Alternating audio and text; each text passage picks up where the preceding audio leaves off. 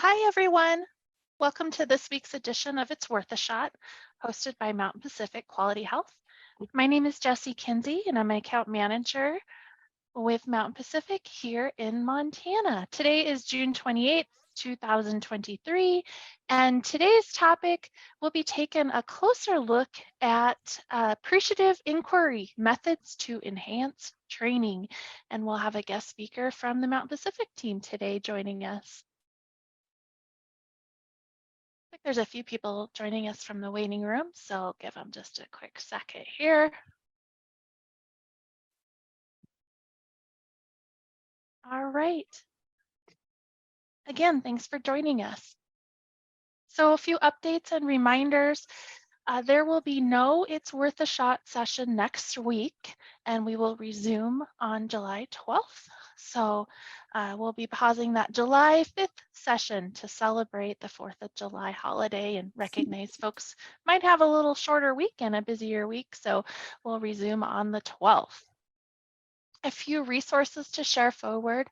There's a nice standing order guide that was released, and I will drop the link in chat box here for you. See if that works. Oh, it might not work. So I'll drop it in chat here when we get going. But there is a nice link that was updated, a resource on June 12th. And it's a layout, a template to help implement standing orders for immunizations in your practice setting. And it's a real nice guide as far as how to set up standing orders and kind of help improve your vaccinations in your practice by having a template and capturing all those opportunities for vaccinations. The other thing that I wanted to share forward, the meeting slides from last week's Advisory Committee on Immunization Practices, ACIP meeting. Those slides are now available, and I'll drop that link in the chat. And a few highlights from that ACIP meeting that occurred last week. Just a kind of a high level overview, really, and then stay tuned as we look to include a more in-depth look at a future Worth a Shot. But highlights from that ACIP meeting: it does sound like there will be an RSV vaccine this fall, a single dose RSV vaccine for adults age 60 and older. There'll be some considerations and some different variables, and details are kind of forthcoming there, but update their RSV vaccine. Expect that single dose this fall for those over 60. Polio vaccine update. ACIP clarified and kind of made some recommendations that those at a high risk may be eligible for a booster polio vaccine. And that really came out of a closer look at that New York State case that happened last summer, where a younger person, there was a reported case of a paralytic polio. So they kind of took a look and see if there's opportunity to boost people there. Stay tuned for more information as that comes out. Influenza vaccine. ACIP decided that this next season's vaccine will be quadrivalent. They'll update the strains, of course, but it'll be quadrivalent just like the previous year. No changes to age recommendations. Looks like they're also discussing a little bit more about monkeypox vaccine and studying the effectiveness of a 2-dose Genois vaccine, so stay tuned there. And finally, COVID-19 vaccine. They are really fitting to look at commercialization of that vaccine in the fall, and looking to a new monovalent vaccine containing the current variants. So more information to come, a lot going on behind the scenes. ACIP will meet again this fall, October 25th through 27th. But as mentioned, stay tuned. We'll look at this a little bit more in greater detail in a future Worth a Shot. Thanks, guys. That was a lot of updates. Next slide, please. As always, a few housekeeping items. We'll continue to meet every Wednesday If you have any clinician ideas, feel free to take that post-evaluation survey and drop those ideas in the bottom of that evaluation. We take a look at those week over week and pull from there. So definitely valued and appreciated.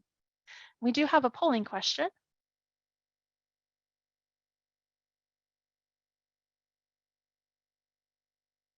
How often do you audit resident records to check for vaccine eligibility? And we'll give you guys just a few moments. And if you have a different process for auditing, feel free to drop that in chat. I'd love to hear from you.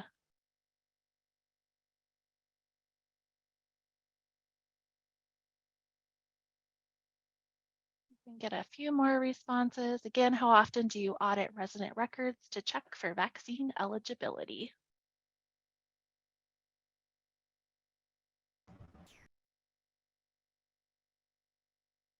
All right, we can go ahead and close that out, Mary. Thank you.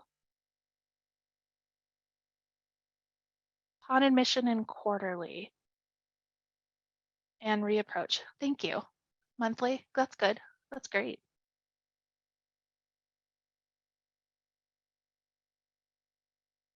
All right, it looks like most folks do upon admission and annually. All right, thanks as always for participating.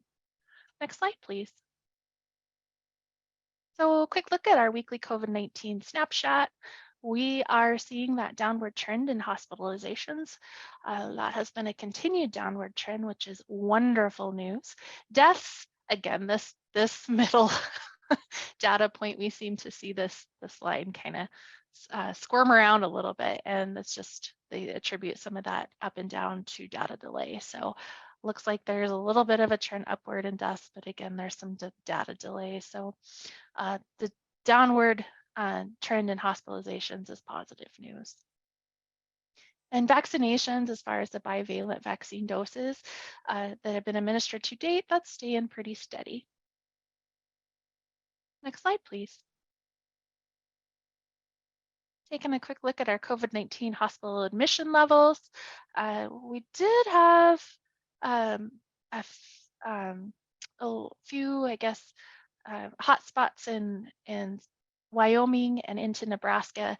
Those counties in Nebraska that have reported hospitalizations, they've actually expanded a little bit. And then we've had a few more counties that have reported hospitalizations. So keeping an eye on that. But still lots of green, which is wonderful news. All right, next slide, please. So with that, I'd like to introduce a colleague at Mount Pacific Quality Health, Julia Drzezinski. She's a registered nurse as well and a quality improvement advisor. And she is going to be sharing with us appreciative inquiry methods to enhance training. Julia, the floor is yours. Thanks for joining us today. All right, thanks, Jessie. Happy Wednesday to everyone. I'm happy to be here today with you as well. We'll get started right away and just cover some of our objectives. So next slide, please. So today we're going to identify some basic components of the appreciative inquiry, also known as AI process, understand how to implement appreciative inquiry techniques in education and training, and recognize methods to utilize SBAR, situation, background, assessment, and recommendation in meetings and trainings as well. And hopefully you'll understand why I threw that SBAR piece in there. It seems kind of random right now, but we'll talk more about that shortly. So next slide, please. Okay, so what is appreciative inquiry? Appreciative inquiry is an approach to engagement that uses questions to help uncover existing strengths and opportunities. It really emphasizes positive idea generation over negative problem identification. And that hopefully leads to more collective work in developing strategies for improvement that otherwise might remain invisible or unnoticed. If any of you know about shared leadership or shared governance, I really appreciate shared governance myself, that model for leading, but this feels like a sister or a cousin to it, which is another reason why I appreciate appreciative inquiry. It was developed by Case Western Reserve University by Dr. David Cooperrider and some colleagues, Dr. Suresh Shrivastava and Don Fry, and some others in the 1980s. And over time, the model has changed and things have been added and removed, and it's kind of evolved over the years. Today, I'll just cover a few pieces that I use to improve our annual education with hand hygiene and competency specifically, and provide resources. So I encourage you to go more in depth because I'm just barely skimming the surface here. And Mary, we do have a poll. Do you mind to launch that, please? While she's launching that, I'll just say that human systems and organizations are not problems to be solved, but they're mysteries to be embraced, appreciated, and encouraged. And that's sort of a premise of appreciative inquiry. And just remembering that every organization has a positive core. So facilitation is really about asking positive questions. So you can see the survey there. Do any participants currently use an AI process in their work? 100% have said no. Okay, Mary, thanks. You can end that poll and share results. So in appreciative inquiry, we do not ask what's broken or deficient repeatedly. What really we do is create this positive image that moves us toward positive action. So if you have ever been an athlete or are currently an athlete, you might recognize this as something that's kind of practiced in sports psychology as well. I used to be a runner, and ahead of races would visualize my end product, what my race would look like, and keep that in my mindset, and hopefully that's what I would achieve. So it's very similar to that. Next slide, please.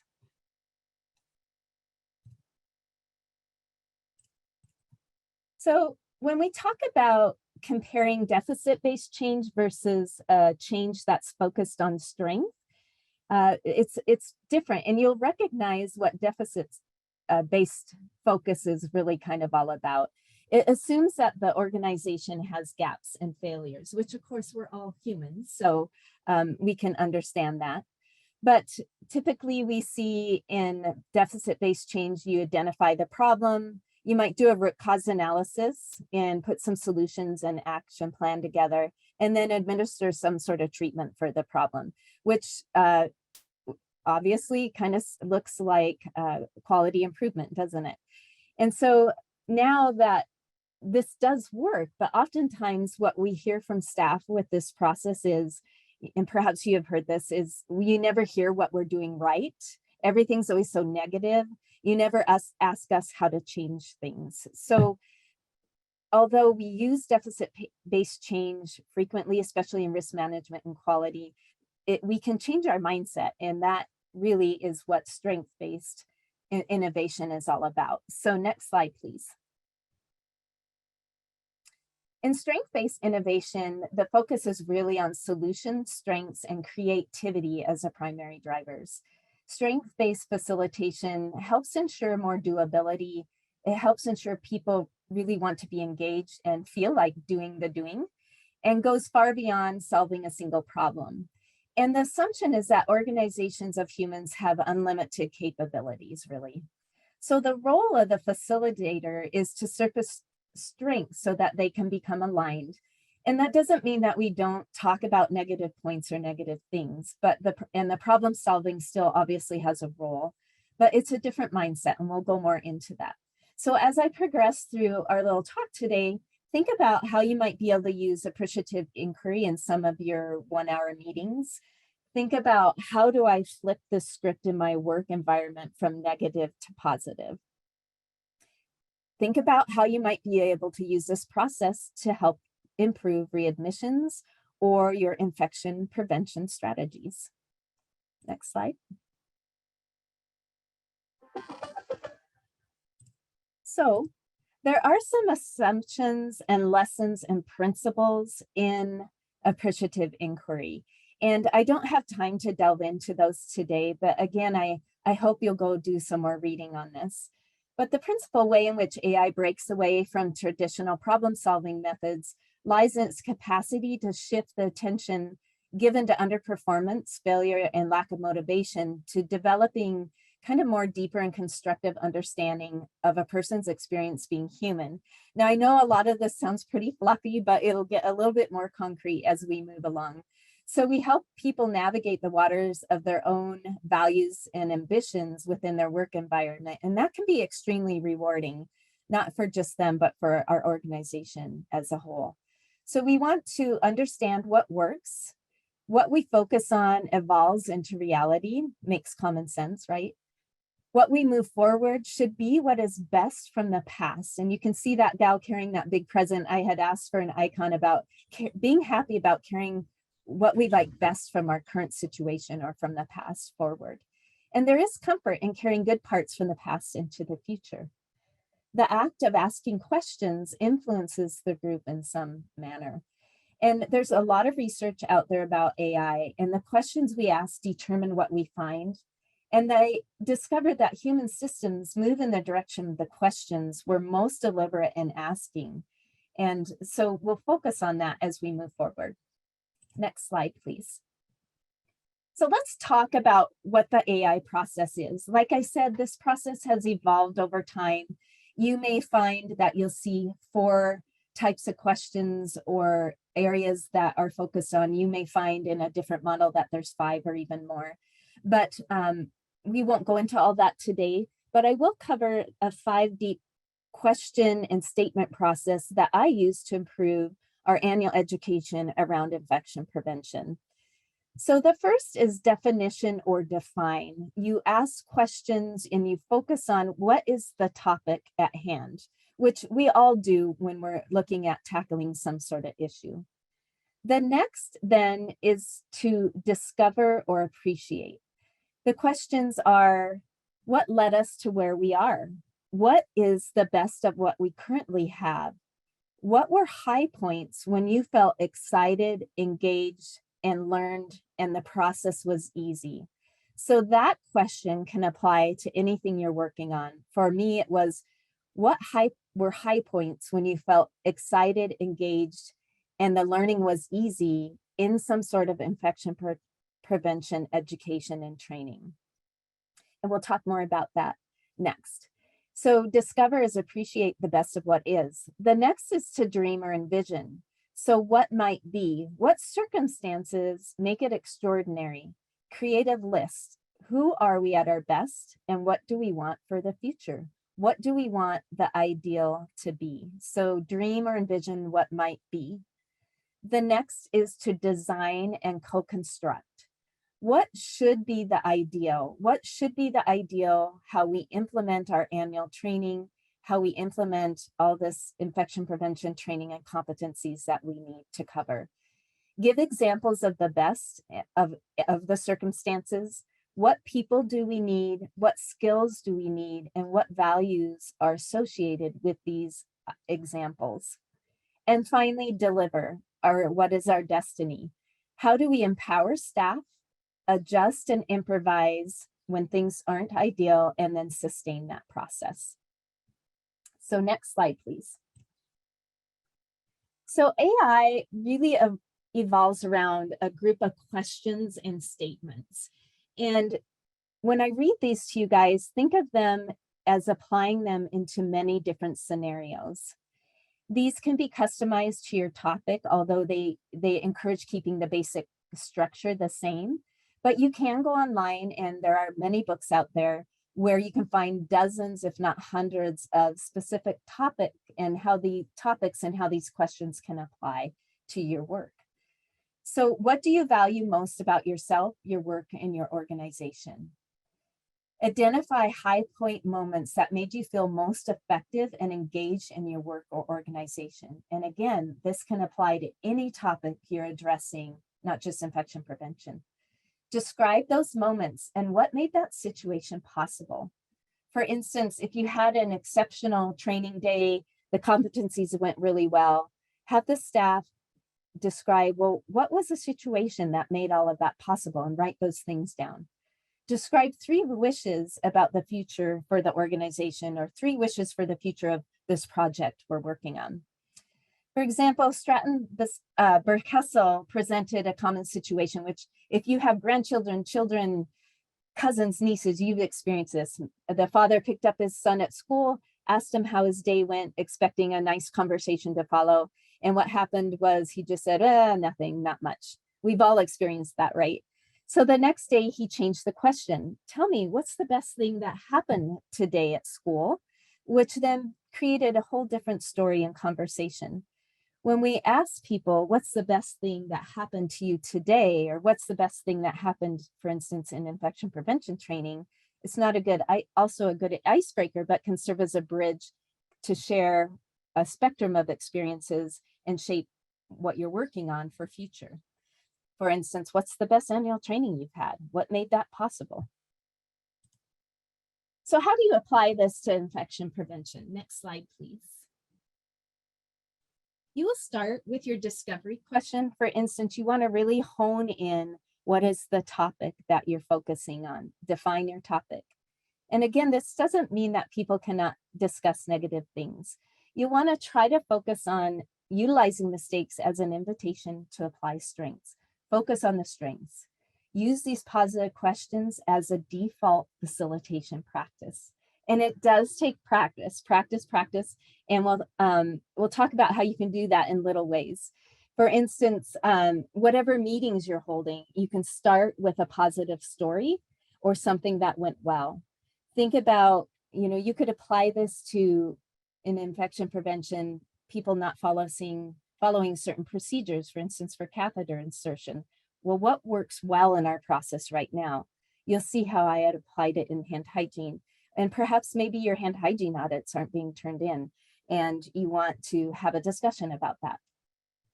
Okay, and here's where I'm going to take a little bit of a weird turn for you guys. I'm going to jump to SBAR, but there really is a reason for this. And so I'm going to cover it. And SBAR can be used to create really succinct meeting formats and as an educational tool. We're used to it in more the clinical format to have critical conversations that need attention, perhaps as a nurse to a provider. But you'll see how I use appreciative inquiry technique to enhance our IP education and then SBAR to present the concept. And how this came about was I was asked to speak at a brief roundtable for the Association of Professionals in Infection Control. Some of you may have been there at our recent conference and realized, and they wanted me to present that in an SBAR format. We had limited time. There were a lot of different topics for people to present on. And I realized how SBAR really can be used in so many situations today. So let's just talk about it as a reminder what it is. SBAR stands for situation, a concise statement of the problem, background, which is pertinent and brief information related to the situation, assessment, which is analysis and considerations of options. In other words, what you found and think, and recommendation, the action requested or recommended, or basically, what do you want to do? What you want them to consider doing. So SBAR is easy to remember and useful for framing really any conversation, especially critical ones, which is what we're more familiar with. It allows us a focused way to set expectations of what will be communicated and how it will be communicated between team members. It helps develop teamwork and fosters a culture of safety. So as we finish today, I challenge you to look at different situations in your workday and how you might be able to apply SBAR. For instance, perhaps you want staff who are going to present something in your staff meeting to be concise and not take up too much time and really be focused. You could give them the SBAR format. It can be used for just-in-time training. It can be used for presenting to medical staff or shared leadership. It can be used during a round table sharing of topics. For instance, right now I'm involved in some organizational retreat planning. They plan on having all the QIAs going to this retreat to present one of the projects they worked on, but they have limited time and they want it to be very focused and concise. So we're considering using the same format. So really you can use it for any conversation. And so I just think about that as we move forward. So let's do a quick overview here. Next slide, please. So when I was given the template for my APIC presentation, it was in one box. It had 4 little boxes like this. It drives communications crazy to have such busy slides. So the gal that helped with this presentation today did split it, but keep in mind, you can just have one little template with 4 boxes. And so I'm going to just describe what I presented and how I use this appreciative inquiry for my infection prevention problem. So the issue was, or the situation, difficulty engaging staff to complete required infection prevention education, competencies, and audits. And the focus that I used, for example, was hand hygiene education and competency, because we do have to prove that we actually do competencies for hand hygiene. In the background, or the assessment, was that regulatory and safety practices require routine education competencies and audits on infection prevention to healthcare staff. And not only that, but healthcare staff are inundated with required education and competencies. They have fire drills, they have competencies, they have HIPAA education. And many times staff have never even worked in healthcare, so it can be very overwhelming for them.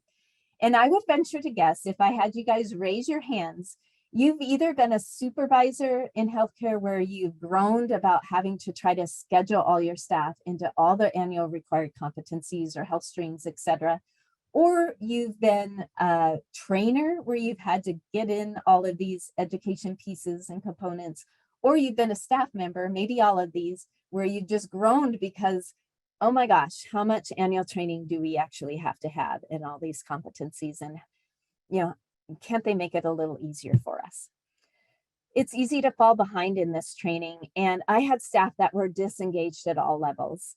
However, failure to educate and practice these IP principles in the healthcare environment can cause harm and even death, but it's challenging to schedule and complete, and it's difficult to keep staff engaged.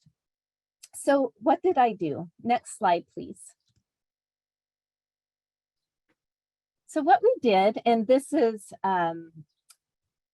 we did the situation and background, and this is kind of the assessment piece that I did of the SBAR. I used the appreciative inquiry-like process to focus on the positive, not on the deficient or broken. I invited supervisor coworkers and recruited other staff, clinical staff from the floor, and from all departments to help co-create and design something new.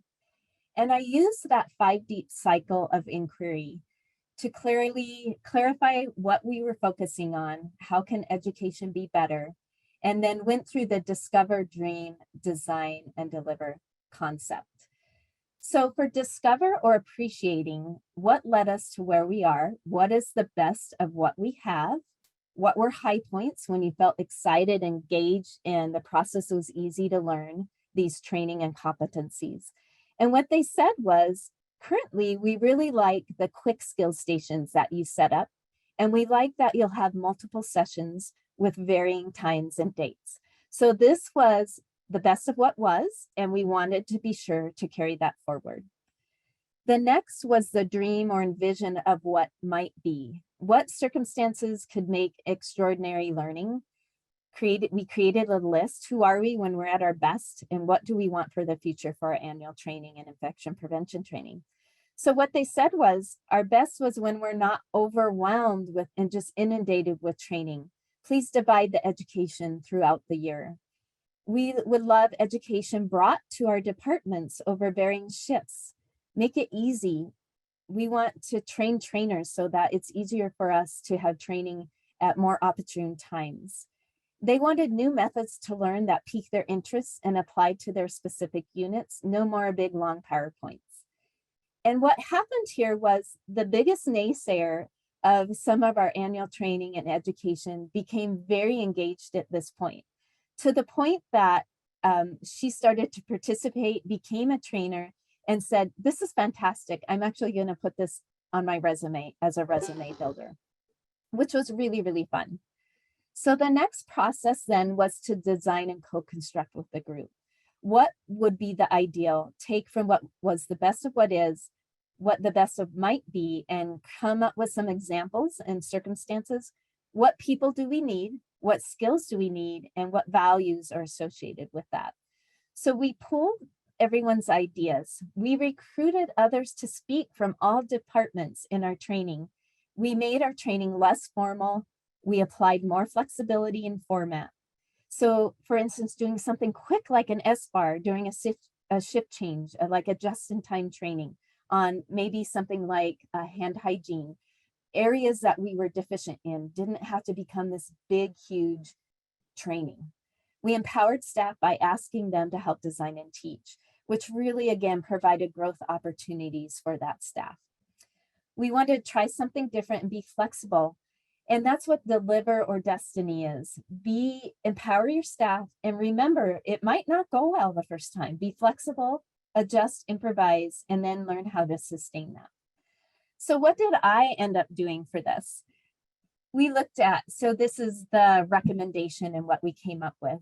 We already had some big annual training plans. So what we did was develop a flash mob, which you can do big or small, to educate and perform competency and review hand hygiene. And then this was going to be implemented throughout the year with the trainers at different times. I trained trainers, and this is a little bit over the top, but I rewrote the song to Ice Ice Baby. You know that do do do do do do do Vanilla Ice song, to Wash Wash Baby. And I had all the appropriate hand hygiene techniques to go with it. So we had this flash mob run in. We had music blaring. We all sang and danced and demonstrated appropriate hand hygiene techniques. I included knowledge questions in this, so it applied for competency. I provided auditors in the audience. So when we asked everyone to stand up and return demonstrate with us, it was really fun. At first, everyone was shocked and had no idea what was going on, but eventually they got into it. This was easy to apply and sort of take on the road with our trainers to varying shifts in short little spurts. You could, write up an SBAR card and have people go over that, or just do some sort of little flash mob. Doesn't have to relate to infection prevention either. It was a great just-in-time training tool. What was fun is it became a moniker for our hand hygiene opportunities. We were looking for ways, because peers did not feel comfortable pointing out to other peers or providers, hey, you didn't wash your hand, or you're missing a hand hygiene opportunity. So it became a fun way for them to just do that little, I wish you could see me here. I'm going to open my camera just for a minute. It became this thing, I don't know if you guys can see me, where they could go, hand hygiene, or Ice Ice Baby, or wash. Julia, your screen went back to black. Oh, darn it. Dang it. But anyway, you can, is that better? Yep, now we can see you. Okay, so it was just this. If you were in a room with a coworker, you could kind of do this, or Ice Ice Baby, or do, and or even to a provider, because they had to do the training as well. And it kind of clued into them. You could do it in front of a patient. Oh, I missed a hand hygiene opportunity. So we had good engagement, positive feedback. And again, it could be used for different topics. There is no box. Think creatively, innovate, celebrate, have the people doing the work chime in on what you're doing, and utilize staff at all levels, and let them do some of the design. So next slide. We're about out of time here. So what's next? Please do go check out some resources, do some learning on AI. Try to start reframing your mindset and train your brain. Start practicing the D's in every day of your work, those questions. You can even create a little script or a cheat sheet for yourself. Share positive stories when you open a meeting of when you or others or the organization was at its best that week. And then inspire others to champion the work. And have fun. And I'd like to say yay for neuroplasticity. The best thing about neuroplasticity and psychology and brain development is we can train our brain to think to the positive rather than the negative. So with that, I'd just like to conclude and leave you in action with some of those things and open it up for any questions.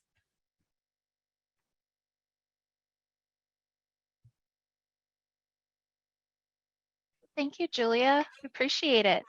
Thanks for that introduction to appreciative inquiry and that positive approach to change.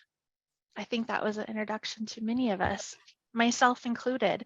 And I really liked how you commented the best of what is and emphasized that objective. So yes. Thank you. Great presentation. Well, thanks for having me. Are there any questions that anyone has? I'm not seeing any questions now, but as always, feel free to reach out to us if there's anything that we can do to assist you as you maybe look at this model and uh, education development. And then I'll also just comment that there seemed to be some technical difficulty with getting our link shared out that typically houses the slides and the recordings from the previous week. So I'm going to drop that in the chat box. Feel free to snag that, and you just go to the It's Worth a Shot tab to access the previous week's slides. So today's presentation should be up within the next couple days. And as always, feel free to hop on there and listen to the recordings and access the slides for reference as needed, especially again, as you may look at utilizing appreciative inquiry techniques to developing IP education. Thanks as always. Thank you, Julia. Thanks, our special guest speaker. Thanks to the audience. And again, we will be pausing next week to celebrate the 4th of July and recognize that short week.